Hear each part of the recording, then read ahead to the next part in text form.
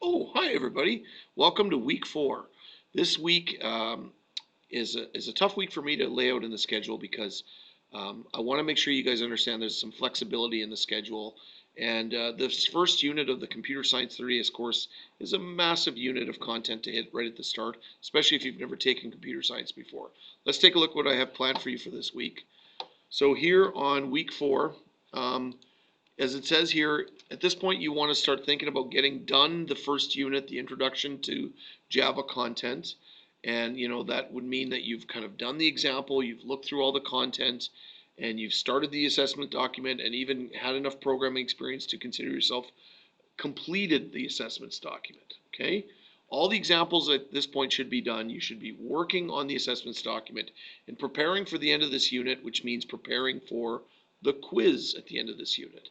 So as it says here, if you're starting to prepare for that quiz, there is a review sheet that you guys can look through, which reviews the entire piece of this beginning of this. I designed it so it could be printed if you wanted to have it in physical format.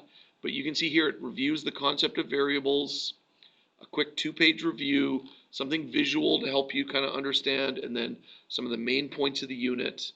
And then review of conditional statements the same way, something visual, and then just some of the main points. Now there is some stuff on here about in C#. This obviously will not be something I'm going to test you on in this 30S course, as this 30S course is more in Java, but that's on the review sheet for those students who are kind of doing both programming languages at once. And then finally, a look at looping, a review of looping, how looping goes, and then just some NetBeans tips as well. So this is kind of a little booklet you could print to help sort of have some sort of cheat sheet review notes at this point moving forward. So I would review that before the quiz, and then you will email me, and I will send you a link for when you're ready to start the quiz. Okay, so that's week 4.